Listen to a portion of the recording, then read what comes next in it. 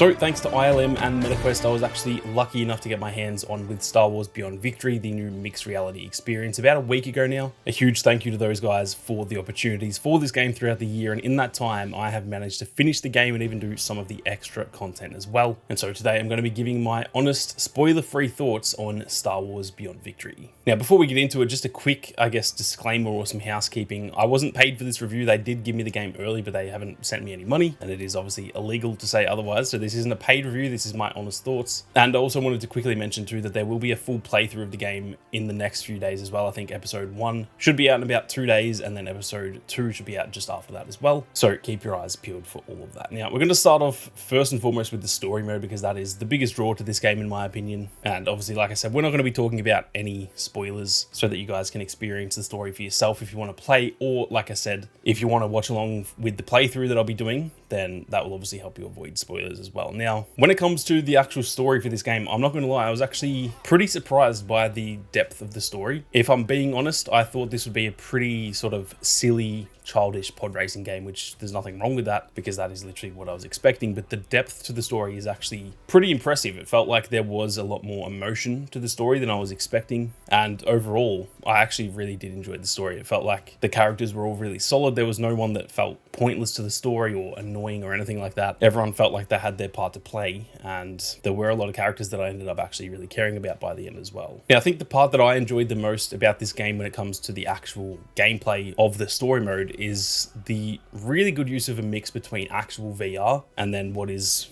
essentially called mixed reality, where, as you can see in this gameplay here, a lot of this game takes place where you're actually sort of standing in, wherever you're playing the game. For me, it was in my office, and you can see your surroundings, but there is then essentially a floating table with the game on it, which is really, really impressive. And to be honest, that is probably some of the most insane tech that I think I've ever seen in any game. VR in itself is really impressive, but having that mixed reality where I can still see my surroundings, so it feels like I'm not actually in a VR game, but there's just this floating game in front of me. It was really, really cool, and I was actually pretty blown away by that, as well as like how deep that was. I thought that would just be some of the cutscenes, but a lot of that is genuinely playable, where you can actually control Volo Bolas, the main character, and walk him around the map and go and do certain things. So to me, that was really impressive. I thought they absolutely nailed that, and just from that alone, this is easily the most unique Star Wars game I think I've ever played, and probably like objectively the most unique Star Wars game. I've never seen anything like this when it comes to Star Wars gaming, so the team at ILM should be very proud of themselves because they've done an awesome job with all of that tech. Now, I thought the story also ended really well too. It felt like a very nice little ending, where sometimes these can be a little bit underwhelming, I guess, when it comes to the VR games, because they are often a little bit short, but I think in the time that they spread this game over, they did manage to wrap it up really well, where it actually felt like a really nice ending to the game. Again, I can't really talk too much because I don't want to talk about spoilers, but at the end of the story, I did really care about a lot of the characters, and I feel like they wrapped it up really nicely. Now, on the flip side of that, probably my main issue with this game is that, in my opinion, it was way, way, way too short. Now, like I said, I know that VR games are generally pretty short, but this one felt like the story did have a lot of potential. If it had been, I don't know, anywhere from 5 to 6 hours, even potentially beyond that, I think it would have given time to sort of flesh out a lot of the characters more, because you kind of just meet some of these characters and then half an hour to an hour later you're sort of finished. And so I think that is, for me, the biggest complaint that I have is just the length of the game overall, which again, I can't be too harsh on that because VR games are just generally shorter. That's the case with Vader Immortal. That's the case with Tales from Galaxy's Edge. They're all generally a lot shorter than, your regular AAA console and PC games. But once I got about an hour into this game, I kind of felt like, okay, this could actually go for like 5 or more hours. And then about an hour later, it was essentially finished. So that is probably my biggest complaint about the story, is that, it feels like you get through the intro, which the intro is really well done. It gives you kind of tutorial stuff, but it's not boring. It's not like too tutorialized. It's actually still enjoyable. And then once you kind of get through that, it just becomes pretty apparent that like, oh shit, now I'm sort of in the end game already. There's no sort of middle section of the game, if that makes sense. For a bit of context, I think there are essentially 2 different races throughout the entire game. There's one at the start that's not really a race. It's kind of like a getaway, I'll say. I don't want to spoil anything, but yeah, there's one that's not really a race, even though it's technically the same gameplay and stuff. And then after that sort of intro section, there are literally 2 races, one of which is split into kind of 2 different races, but it is still in the same location and everything. So yeah, I felt like that was a little bit disappointing as well, just the fact that it's a pod racing game, but then there's realistically like 2 to 3 races to actually play in the story. And for a pod racing game, I would have hoped it would have had more than about 10 to 15 minutes of actual like gameplay in there. There is more gameplay than that too. There's a lot of like fixing the pod racer and stuff like that, which is actually really fun too, don't get me wrong. But in terms of the actual pod racing gameplay, there isn't actually that much in there, unfortunately. And yeah, I think I just would have hoped for a little bit more than they offered in the story. Like I said though, I don't really want to be too harsh on the length just because it is a VR game, and that's probably more on me for getting my hopes up about the length. At the end of the day, it was always going to be short. So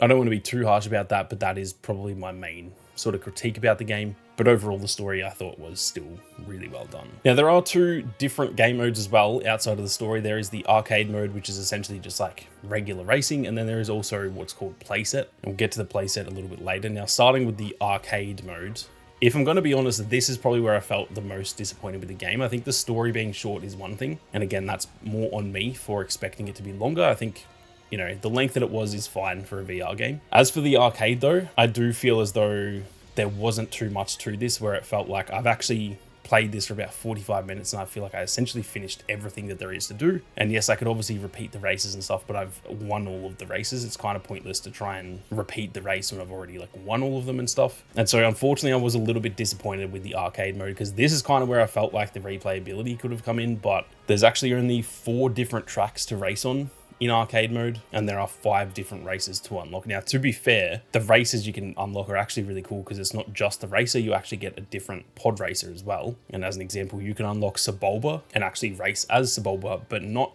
in his old school pod racer that we see in the Phantom Menace. He has this awesome like TIE Interceptor pod racer that, again, I won't go into spoilers, but this is sort of mentioned in the story. And with this, when you're racing, you can actually shoot and stuff as well. So the pod races themselves, I thought was really, really cool. That was a nice touch to be able to unlock them. And you unlock them through challenges too, which does add a little bit of sort of replayability, going through and trying to get the challenges. They felt a little bit easy to me. For example, unlocking Sebulba is just one race that you have to do in a specific time. And so again, I think they were a little bit too easy, but it is cool that there's some actual stuff to grind for. But as for the tracks, I was pretty disappointed that there's only 4 to actually race on, and they are all just from the campaign as well. So it's like there's nothing new. There's nothing like you go into arcade and, oh, there's 5 awesome new maps that I haven't played on. They're all stuff that you've kind of already done in the story. So I think to sort of summarize for the arcade, this is the part of the game that I feel the most disappointed by, just simply because there could have been a lot of replayability in this.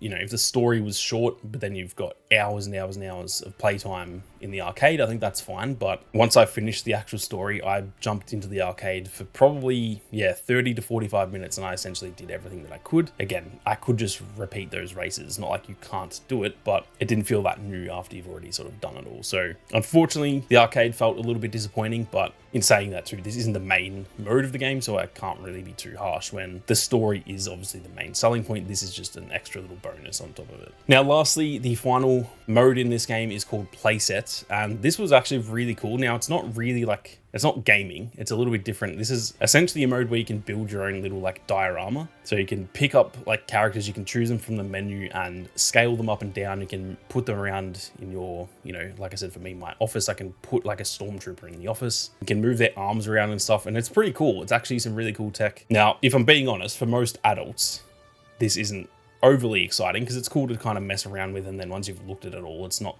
that exciting. But what I will say is, if you've got kids and you think they would like this is going to be awesome. If I had this sort of stuff when I was a kid, man, I would have played with this for hours and hours on end. It's actually really cool what you can do. And so yeah, for adults, this isn't overly exciting in my opinion, but this is the type of thing where if you've got kids, like, I think they will absolutely love that. And kind of what I said about the arcade too, this is just a cool touch that they didn't really need to put in this game, but they did. So I'm definitely glad that they did add this, because it is just cool to go in and muck around with characters, see how big some of these characters are in real life, I guess you would say. So yeah, that was definitely a very nice touch there from ILM. So I guess to summarize my thoughts on the game after finishing essentially pretty much everything there is to do, there's a few little bits that I can still do, but I would say I've experienced about 80+% of the game. I definitely really enjoyed this game. I'm glad that I played it. And just for context, I was playing this in the same week when Ghost of Yotei came out, and that's a game I've been waiting for years. And even though I was having a lot of fun with Ghost of Yotei, I was still itching to get back into Beyond Victory. So that kind of says a lot that there's a competing game and I still felt the desire to play Beyond Victory. I think that's a pretty big compliment, because if you know anything about me, you'll know I love Ghost of Tsushima, and I was very much anticipating Ghost of Yotei, and I still managed to really find the time to play Beyond Victory. So very much enjoyed it. Like I said, my only real complaint about it is just the length and the overall size of the game. I think if they added a bit more to it, it would have just felt like a better package. That being said, the game is very cheap, so this isn't a full priced game and stuff, so I'm probably making it into a bigger deal than it needs to be, but this is the type of game where I felt there could have been a heap of replayability, and unfortunately it doesn't really feel like there is. That being said, they could potentially add DLC down the line. There was a DLC pack for Tales from Galaxy's Edge, and so if they add DLC to this down the line, that could add quite a bit to the game. If they were to add 5-6 new tracks and some more pod races to unlock and stuff like that, then that would be really cool. But yeah, at least for now, that's really my only complaint. I think everything about the game was really fun. It was some really cool tech and the story was solid. It's just that length that has me sort of wanting for more, which at the end of the day is probably a good thing, because it says a lot about the game that I wasn't glad that it was over. I actually really wanted to play a bit more, and unfortunately there wasn't enough for me to actually sink my teeth into. So that is it for my overall thoughts on Star Wars Beyond Victory. I'm keen to hear all of your thoughts down below, so be sure to leave a comment. And once again, a big thank you to ILM and MetaQuest for allowing me to get my hands on the game early. Keep your eyes peeled for the playthrough on the channel over the course of this week. But with that being said, thank you all very much for watching. You guys have a great day, and may the Force be with you always.